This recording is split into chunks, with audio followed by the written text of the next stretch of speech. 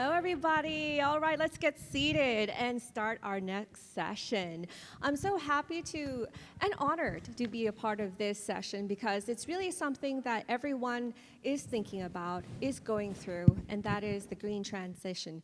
And in everybody's mind is how it's going to impact their organization, how is it going to impact themselves as individuals and their country. So let's start with, the different aspects on this stage. Today, if you really want to understand these concepts, we have the gurus with us right now. We have Eric, who is definitely going to help us in terms of defining these terminologies and what it means for the corporate side. But on the other hand, we have the likes of the corporate side as well, whether it's finance or in other areas with SEG.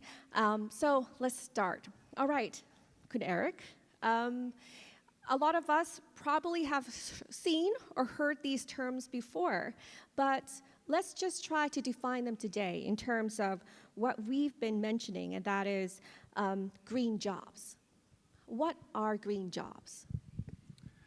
An excellent question. Thank you so much. I do actually have my computer in front of me, so I have the exact ILO definition I wish to share with you, but then I'll elaborate more about it. So a green job is a decent job. So that means you have access to social protection.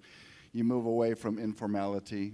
And you also want to conserve or restore the environment. And this can be across all sectors. So we're looking at manufacturing, construction, emerging green sectors such as renewable energy and energy efficiency. So for the ILO, I tried to take it one step further. But before doing that, I also want to talk about preserving natural capital. And so a green job can also be preserving biodiversity in the Asia-Pacific region, particularly in ASEAN countries. Park rangers, for example, are in the informal sector, but if we were able to move them into the formal sector, they would be better able to take care of the national parks, preserve the biodiversity that is being lost, and also the World Bank finds that for every dollar the government invests in a national park or marine reserve, $7 come back into the national economy. So it's very important to think about these types of jobs.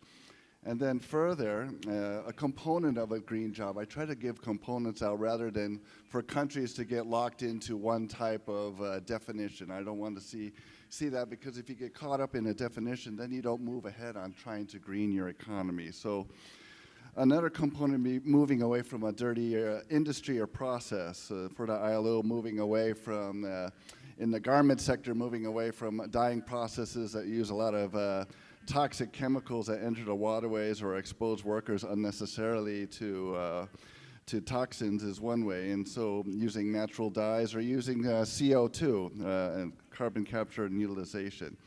And then this is one way of moving to a greener and cleaner industry, or such as, and even just having energy efficiency.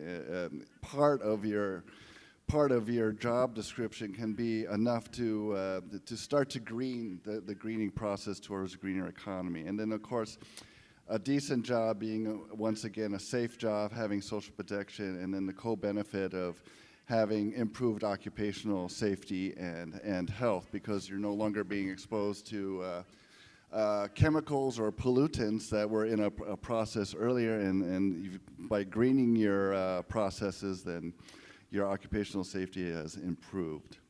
The interesting thing is, if you were to talk about this maybe perhaps like 3 years ago or something, it would be quite new and people would be like kind of confused. But now we kind of have more of a grasp on what you're saying, that these green jobs are more than just talking about the environment, but it's about life itself. With us being here in Thailand, we've had the policy readiness for the green jobs in Thailand. Eric, can you give us a brief, explanation of what's been going on here in this country as well? Certainly. So we've been undertaking policy readiness assessments in each of the countries in the region. And for Thailand, we see that green economy is well established in development plans. Sector policies have identified labor market implications, and incentives are in place for investment in cleaner production, training of the workforce, and there's strategies identified in some skill areas. But it's It's not complete across the board. There are some challenges. This uneven across the country, and currently it does not possess a standardized definition. And I just said, okay, we don't have to have, each country can have its own definition, but you need to have one definition so you can develop a baseline on what a green transition is. And then there's a lack of adequate social dialogue to facilitate green jobs or a just transition process. And I'll touch on just transition a little bit later, so Yes. I'll leave it at that. That's a very great overview of what's been going on here in the country. And to get in depth to talk more about what's been going on in the field, let's go into the private sector with Dr. Mao and Kun Nathawut. Starting with Dr. Mao, how are green jobs important right now to organizations, and what type of positions are we seeing? Well, good afternoon, everyone. I'd like to expand the dialogue on green jobs a little bit. I think it's when we are pushing. I think this session, the event today, is pushing for human capital 5.0. I think it's like green jobs is not just green jobs, but it's green human capital. I think it's how do you actually. It's not just greening certain sectors or certain industries. It's about green education, green training, green reskilling and upskilling. And I think it starts from the primary school or even primary education level, right? So once we have that kind of concept in mind, I think it broadens the perspective on how we see, on how we move toward the green economy. And as you can see, like bringing it back to the example of CP Group, we've got a broad value chain. We've got 8 main business lines and then 14 business groups. So you cannot just pick it up and say, we're going in green today. It's like, for example, do incoming employees have the sense of being green? Does the back office have the green sense of the economy as the manufacturing or the logistics part? Starting from accounting, for example, less paper, less energy, less resources, that's all green. But can we actually put all these strings and connect them all together and instill or install the green concept to these people? So as Eric just said, it's pretty much it covers all the sectors in the economy. But it's not just the sectoral level. It's horizontal, it's vertical as well. Within the organization, how green can you actually start from the recruitment process, training process, employment process, or even post-employment process? So I think that's how I would start with the green concept. It's very similar to what we've been talking about for a while, even before COVID-19, and that is the digital transformation that we're seeing across the board. And when you talk about green transformation, it sounds as if it does have to go hand in hand, especially with the technological developments we've had. Moving to SEG, Kun Nathawut, with SEG, you've been known for so many projects. With your big organization, what's been going on there in terms of, the same question that I posed to Dr. Mao, and that is, how are green jobs important, and what types of positions are you seeing coming up or are transforming? I would like to start like this. Everyone know already this world aren't the same anymore, right? We still confess with the polio of crisis, and we still need the thing that we would like to move toward to the low carbon society, low carbon industry. That is the key that we can achieve to be the net zero in the future. With that part, right now at SCG, we do 2 things. We do about transition to make the transformation happen by growing the core that we already have 3 common business in our portfolio. The first one is about cement. The second one is about petrochemical, and the third one is about packaging. So we have 2 hard-to-abate sectors inside the business portfolio. So why we need to grow from the core by bringing these 2 sectors achieve the net zero by 2050. Although it's challenged, right? But we have to move because we know already about the net zero future await us to achieve. And it come up with the net zero roadmap that we already built it. And this time, we are in the process of transition process that we would like decarbonize everything that we emit to the atmosphere, right? That is for the first part. And for the second part, right now, we're looking for the opportunity for the other side of that. green is the part of that. 67% of our revenue stream by 2030, our CEO announced already, it come from green portfolio, that for that part.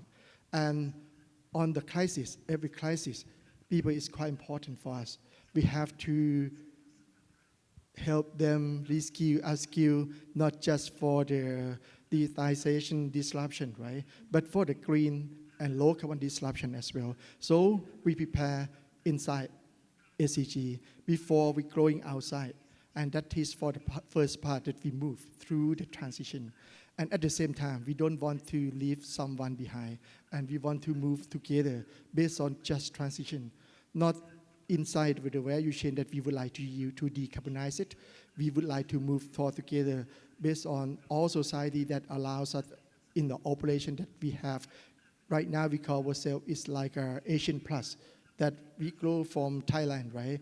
And we expand our wing to across countries in Asian countries and grow to Europe, grow to Vietnam, grow to US, and so on and so forth. China, in India, we have Asian Plus footprint already. So how we come up with the net zero future that we would like to achieve in every part that we have the operation, not just inside us, but for outside us as well.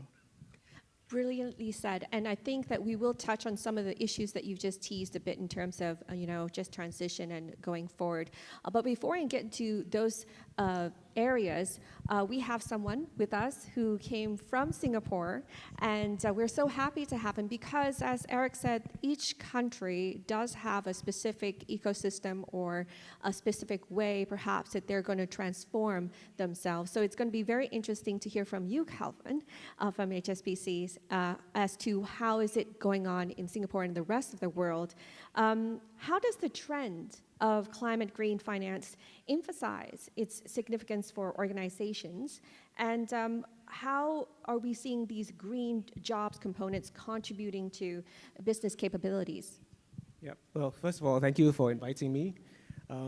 If you do not know, I was based in Thailand for 6 years, so it's like coming home actually. Any excuse to come to Bangkok and Thailand, I would take it. Right? So I think it's important to note that from a financial point of view, we are really looking at ourselves as an enabler towards greening the economy, and towards moving to a low carbon industry. From a finance point of view, if you look at our emissions, our own internal operational scope 1 and scope 2 emission, it's actually quite negligible. It's actually the scope 3 emissions that's important, which is really what we are financing. And therefore, it's important that we look at it from that perspective and from that lens.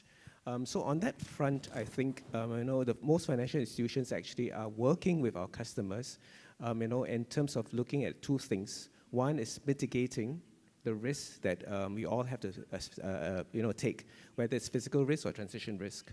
And the other actually is the opportunity that lies ahead. And how then do you mesh these two together? So on the risk mitigation part of it, whether it's physical risk or transition risk, we are training our own people because we have to start actually training our own people for awareness and to be able to assess and talk to our clients, and also to assess their transition plans. And with that, hopefully, we can support them and actually create then green jobs and opportunities. So that's very important, and that's what we are doing. So internally, we have set up things like this Center of Excellence for Sustainable Finance. We work with a lot of NGOs, financial institutions. We support research papers and things like that. And actually to just come together, to share thought leadership. So that's very important. And we work very closely with our customers in terms of their transition plans to be able to understand their transition plans. So that's the mitigation part. Now, the opportunity part is also very important. So we've hired a lot of subject matter experts, people from the real economy also, to look at what's new in the market in terms of technology. And normally we talk about the green technologies, be it in the CCUS space, the hydrogen space, and all that. And then how can we then support these new technologies, emerging technologies? It's very important. Even nature-based solutions and all that we are talking about, or the use of carbon credits. So these are all the new trends that you're looking at. Some of them may be quite nascent, but it's important that the financial industry actually invest, understand, and actually enable our customers to go forward to do all these things. And that's where we are coming from. I have so many questions in my head, but I can't. We have a limited amount of time. But if we have time, I might follow up on those questions. I'm sure a lot of us do want to know more in detail about what's been going on, because what you're saying, it seems as if it is changing day by day. But let's come back to defining the terms that we've been talking about today, because we've talked about green jobs, but then there is this term, just transition, right, Eric? A lot of people might not understand. They're just transitioning. No, for those who are not so familiar, perhaps, with this term, can you enlighten us a bit? Sure. So once again, I have the official definition in front of me. And so a just transition from the ILO perspective is a process and a goal to undertake climate action or climate change actions that equally advance job creation, social justice, and fair transitions for workers, enterprises, and communities on an equal footing. And why is that so important? It always seems like the UN is always trying to push things for social justice, equity, and there's a good reason for that. And I'll give a bad example of why we need to have a just transition, and that is to leave no one behind. And this is a particular country in South Asia. I will not say which country, but the government had decided to move away from input-intensive agriculture, that using petrochemical fertilizers, pesticides, and herbicides, to organic farming. So it sounds nice, it sounds green, but the problem was when they decided to do this, they didn't talk to the farmers. So the farmers were being subsidized to buy these types of chemical inputs so that they could continue growing rice, or where these inputs are very important. And so overnight, pretty much the agricultural system in the country collapsed. And this is because it wasn't tripartite. They didn't include the voice of farmers. So when you hear words like trade unions, don't be afraid, because you need to understand that workers' voices are important, the private sector voices are important, and the government is important, and CSOs. Every voice is needed to ensure that the transition away from a dirtier process to a green or a low carbon economy takes place with everybody. And this is an example of why you want to ensure that that happens. Wow, I never really thought of it that way, in terms of how you might have a theoretical goal, but at the same time, you do have to have everything, every stakeholder ready. And so let's get to Dr. Mao, because from our point of view, from the outside, we might not be really seeing what's really been going on in terms of transitions. How has your company set the transitional plan so far? Well, as I said, I mean, it starts from within. Within your own fence, then you move out, right? So as from the SDGs example, you start from putting all this, mapping these green concepts onto the company strategy. What's the corporate strategy must speak to the green economy. I mean, if you go back to the slide on the CP Group sustainability strategies, I mean, you'll see that, I mean, it's important for all the business units to actually have the same concepts of where we are going. Setting targets, setting KPIs is important. And not just the business units, as I said, from all the offices involved, the finance team, even the IR team, right? The IRs that talk about investment, about the admin, the accounting teams. So you should set that goals together, and then you map it with the relevant SDGs. So as you said here, as you can see here from the slide, I mean, it's like we've got goal number 4, 8, 9, 12, 13, 17. It's not limited just there. But once you can set these strategies mapped out on the SDGs with the clear KPIs and targets, then you have a good start. But then, of course, I mean, as Kelvin was talking about, the real challenge is also beyond the fence of the corporate, right? How do you actually engage, as Eric said? I mean, it's like, how do you actually engage your suppliers? Because around the world, for example, the tier 1 suppliers of CP Group, we have about 35,000 suppliers worldwide. So how do you actually, and that's tier 1 only, how do you actually get, well, first tier is get all the business units, all the offices involved. Second, you get your suppliers involved. Third, you get the communities involved. Otherwise, I mean, you're going to break, the chain is going to break somewhere. So it's important first set the strategies, if I could share the lessons here. First set the strategies, KPIs and targets, communicate them clearly to all stakeholders, and then move out. But one of the key factor is reporting. Reporting is key because it promotes transparency, not just from within the organization, but outside. It's also measurable in the sense that you kind of dare the outsiders or the observers to check and balance yourself from year to year. So it's a broad concept, but if you can see, like CP Group has put out 6 or 7 sustainability report, and my friend Somjena, who leads the team, is sitting here as well. It's organizing the data and tracking performances mapped on that KPIs and targets. I think that's important as a start from the organization point of view. Thank you. I can see Kunnawood nodding and agreeing, and I think you mentioned that a bit when you were talking earlier in our first question to you. And I just wanted to mention also that you mentioned talking about scaling and not just being in Thailand, but of course with your business abroad. Can you add on to what Dr. Mao has said about this transition? I would like to say everything needs balance, right? But for the future move that we would like to achieve for the net zero goal or green growth or so on and so forth, it needs balance. We balance this one through the ESG strategy. This is told from the top. In order to let our employees around the globe know about how we can achieve to the net zero by 2050 and how can we grow for the new revenue stream from the green growth, right? We come up with the ESG 4+ strategies. First one, we already announced about come to net zero by 2050. That is first part. Because we are in industry, right? Every industry have to move forward from the high carbon intensity to the low carbon intensity. That's for the first part. And in order to make it more solid, we can come up with the roadmap that we already have already. We are already in the science-based target with Variable already. We already embed about the TCFD in our process.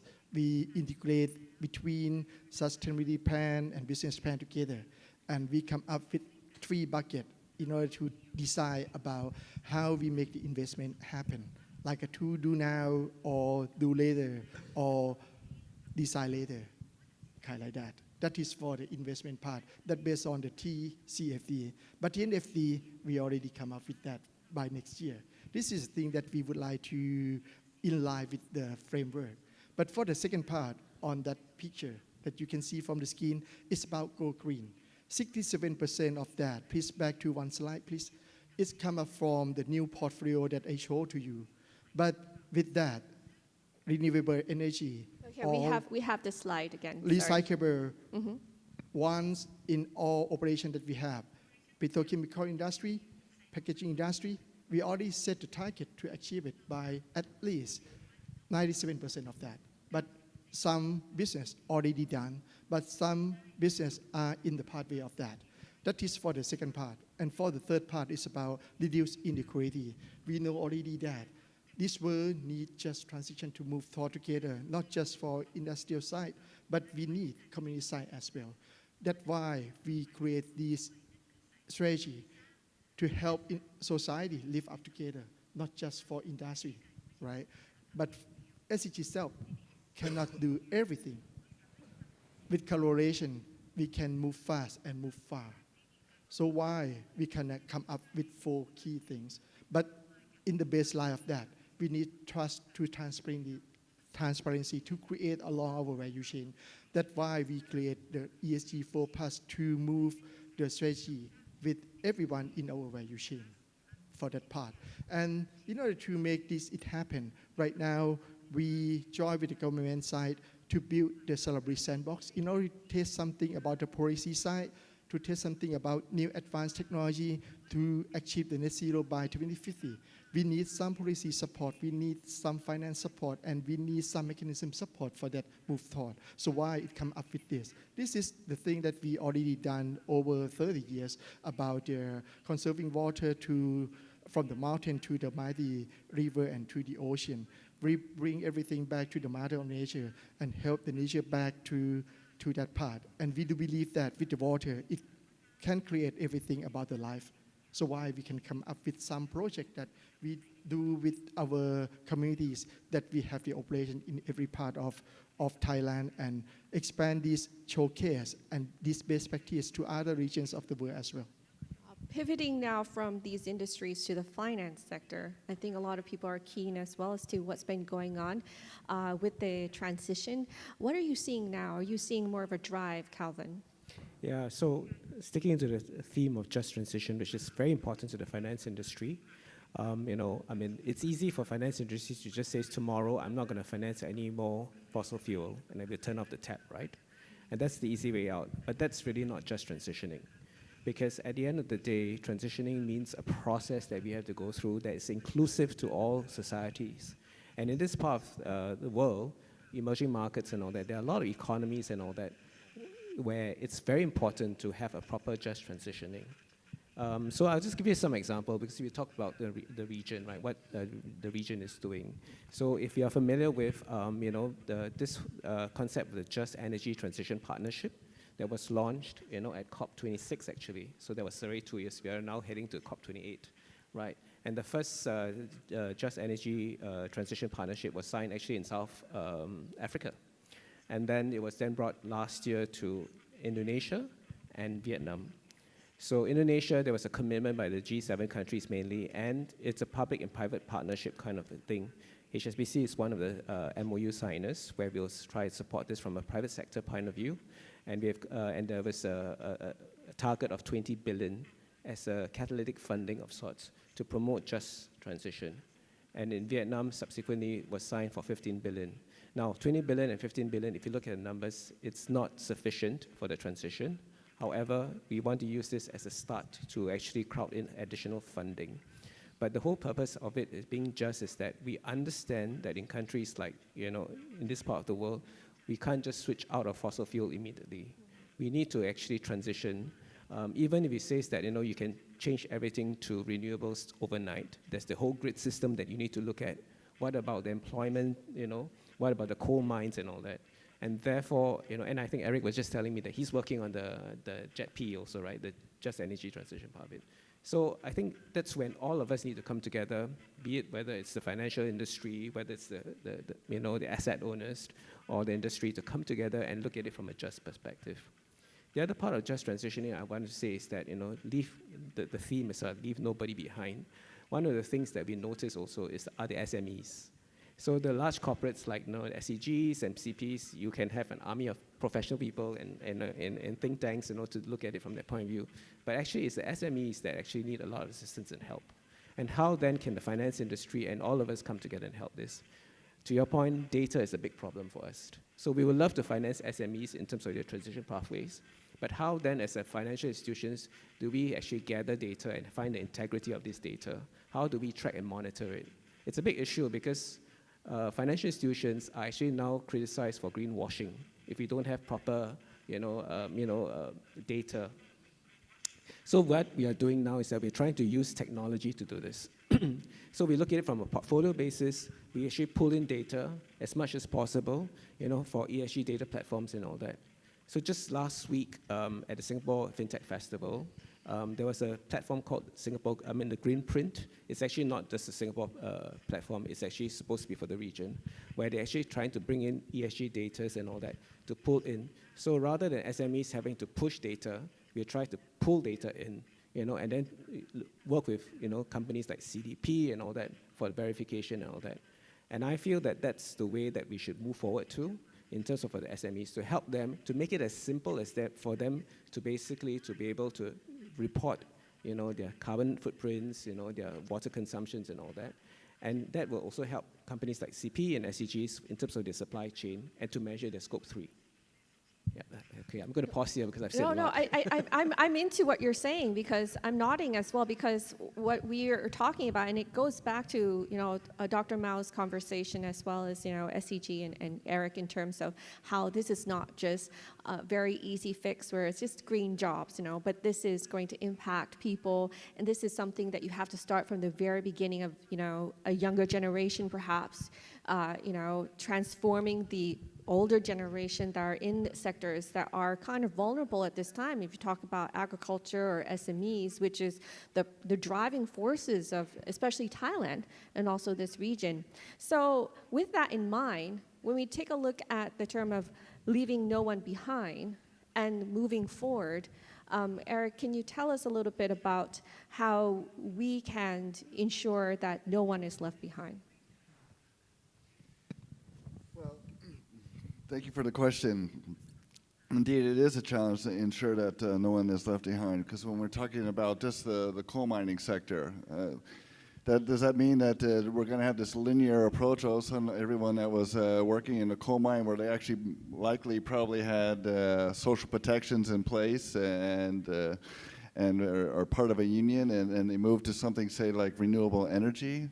It's simply not that easy. For example, I was just visiting a coal mine in East Kalimantan in Indonesia, and the coal mine actually it built a 30 gigawatt solar power plant, but the jobs that a 30 gigawatt solar power plant produced was only 2.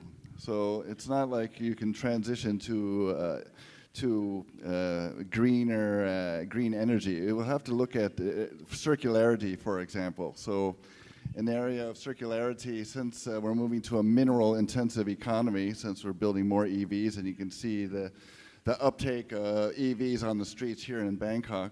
But these require a lot of rare earths, such as nickel, such as copper, and so forth. So the World Bank finds that in the next 5 years, we'll have to double our extraction of both nickel and copper, but we're going to have to triple our recycling of it. So this is where we have to explore.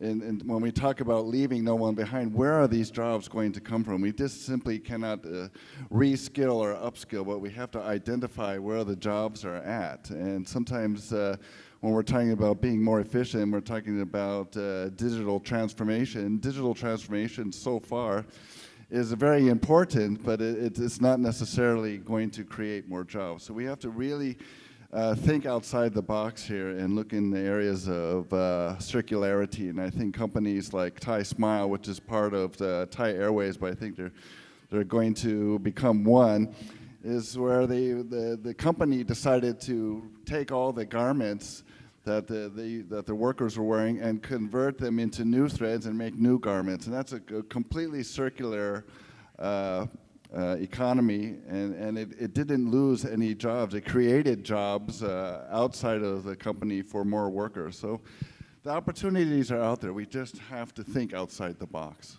And thinking outside the box, as you said, it's crucial, especially as you mentioned. It's kind of like you're not upskilling, but you kind of have to change everything, kind of like a puzzle piece, right? But at the same time, you have to make really hard decisions, right? Obviously, we have to face reality. People will lose their jobs, right? So how do you compensate, or how do you care for those who might face that reality? Dr. Mao, how should organizations take care of those who might have their jobs, seized? Well, a few things, right? I think it's, again, I go back to the organization itself. I mean, like, people see, for example, the incoming of AI and incoming of new technology as a threat to their jobs. But if you ask college students, or if you ask like new generations, they're wondering like how they're gonna work with AI, for example. That's one. I mean, you just have to kind of, as Eric said, I mean, think outside the box, like develop this new perspective of how to live with AI, how to make the most use of AI. And from the organization point of view, how do you actually introduce AI to your job processing, right? Training them like to be to the manufacturing controller rather than on the production line. But second, I think it's beyond the organization itself. It's the community engagement, right? It means like the coal mine that Eric was talking about. I mean, it's like it requires a public-private partnership to actually go and look into that sector. I mean, it's like when the coal mine, I mean, do we have a clear plan of 10 or 20 years from now where our national economy is heading, then do we have a plan to actually map out 5 years, 10 years, 15 years from now where these jobs are going to go? Because coal mine is not just going to disappear overnight, right? During that transition, during that educational period, but at the same time, once the coal miners are out, who are replacing them? Are we training the new generations enough or sufficiently to actually replace the coal miners? I mean, what I'm trying to say is that we need kind of like to line up all these educational and training reforms together. We should not have a sectoral or parochial perspective on a particular job or area. It requires a public-private partnership. For example, I mean, the government is talking about the land bridge project in the South. Are we planning enough of the human resource development or preparation to answer to the human capital needs in that area? Same. I mean, I think it's for finance, for the cement or heavy industry, or for CP Group, which is agri-food and retail. I mean, it's like, do we have, or do we work enough with the government or the public sector to prepare the human capital for the new jobs to come, right? And what are we doing, or what are we going to do during that transition period? I leave it at that. Thank you.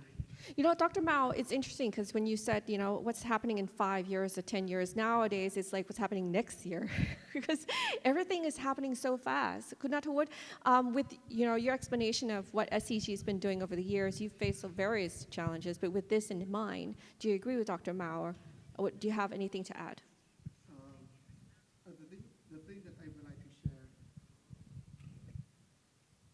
The thing that I would like to share is about the PPP model that we cooperate with the government to build the PPP sandbox at Saraburi. Saraburi is one of the biggest emitter of this country because 80% of the cement producer is there.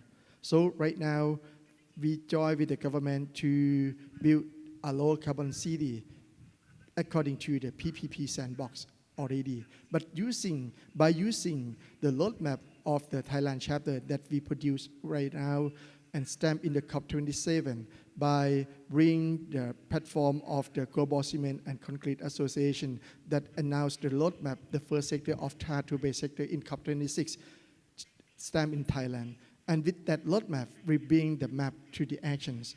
We collaborate with the local government there to decarbonize greenhouse gas emission according to the 5 NDC, starting from the energy sector, second part with the IPPU, the third part with the waste, and the fourth part with the agriculture, and the last part is about the LULUF, land use and land use change and forestry. With these 5 key sectors, we come up with the 18 projects inside that sandbox.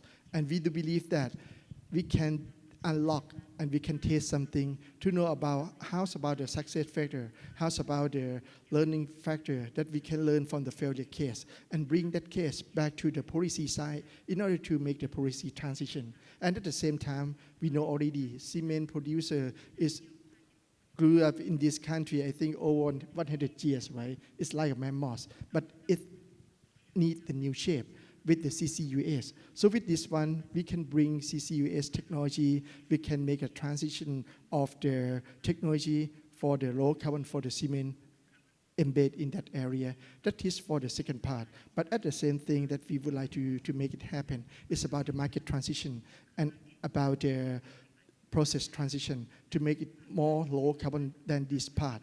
Right now, we already use the biomass around 40 to 50%, but we need to achieve without coal by 2040. That is our ambitions to move to that part. But if we would like to achieve for that part, we need the collaboration from the farmer in that area also. Right now, we teach them to crop about the Napier grass in order to feed this grass to the cement industry.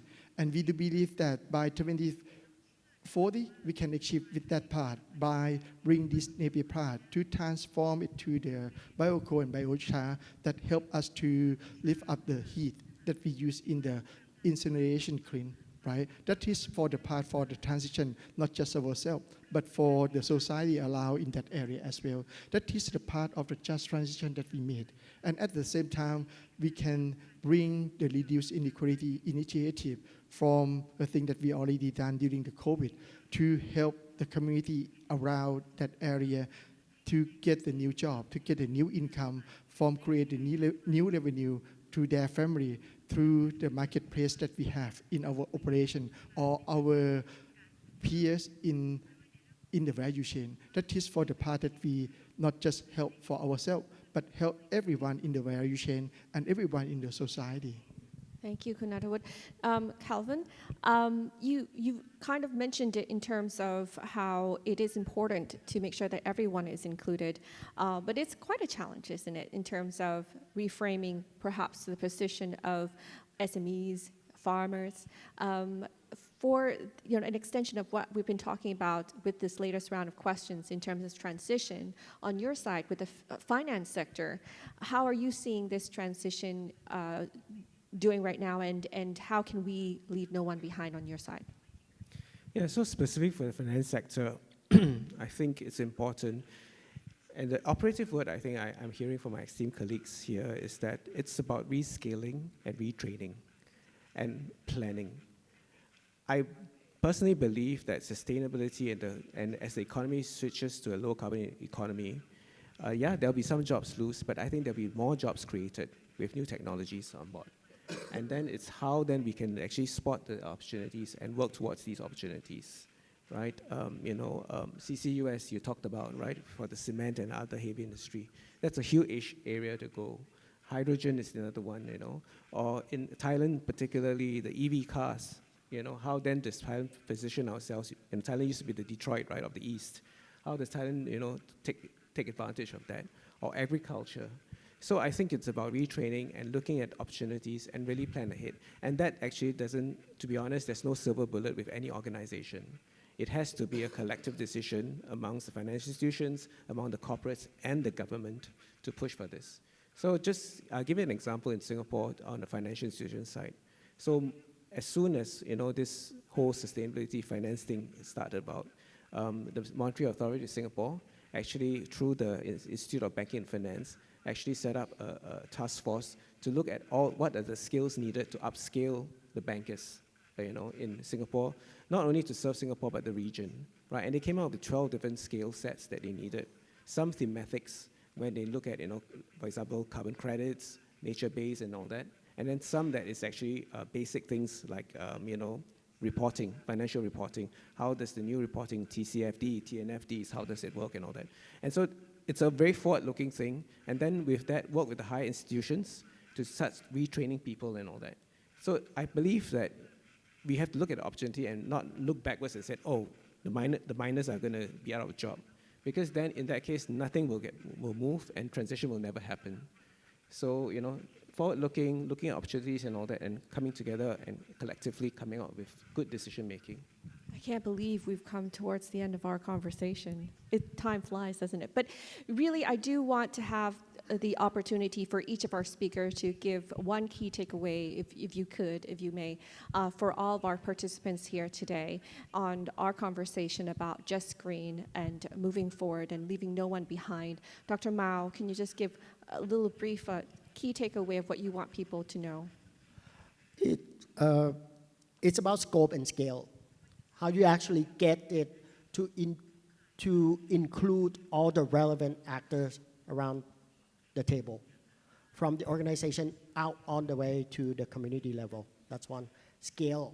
When you come up with a project, it should be scalable. Like that coal mining example. Once you could find a solution to that coal mining, does it apply across the board or other industries? Or your educational reforms or platforms, do they apply to the entire educational system? We think big. We think about human resource development, human capital development. So scope and scale. Thank you. Calvin? I'm just going to be a bit funny to say that I'll leave in two things. It's a quote, actually. So thinking about this today, sitting down, and the theme, right, about leaving nobody behind, it reminds me of my son's favorite cartoon, Lilo and Stitch. I'm not sure whether you remember this. And in Lulu there's a word that they use, ohana, which means family, and which means that nobody is left behind or forgotten. And I think that's important. In this part of the world, there are some communities that are actually being forgotten as we look at transition and all that. And I think it's important that, again, I say there's no silver bullet. We all need to come together to look at scale and how to find solutions. So that's one thing. The other one is a quote which I'm going to end here from Gandhi, which is one of my heroes. And it says, the future depends on what we do in the present. So now is the time to take action. Enough of commitments. I know COP, we always do commitments and all that. But it's time to take action collectively again. Thank you. ค่ะคุณณัฐวุฒิค่ะ I think to make the impossible possible, I divide into two parts. The first part is about 4C. The first one is about common goal. Second one, you need to make the communication. And the third part, you need to make a collaboration happen. And the last part is about a commitment. But with these 4P, if it lacks of 4P, that related to public-private with people partnership, it's quite important because we can't move everything alone, right? But when we go together, the power of coalitions can bring us to achieve the challenge thing, I think. And Eric?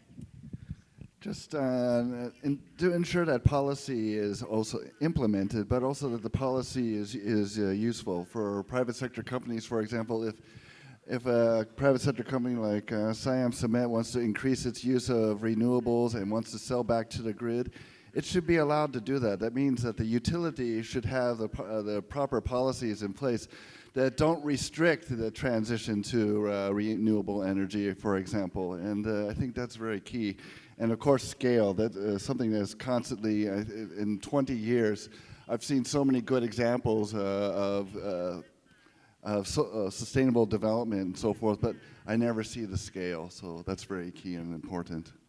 Thank all of our speakers right now for this panel discussion. I think I'd like to represent everyone here in the room and thank you so much for giving us your insights and also giving us hope for a greener transition. ขอบคุณมากค่ะ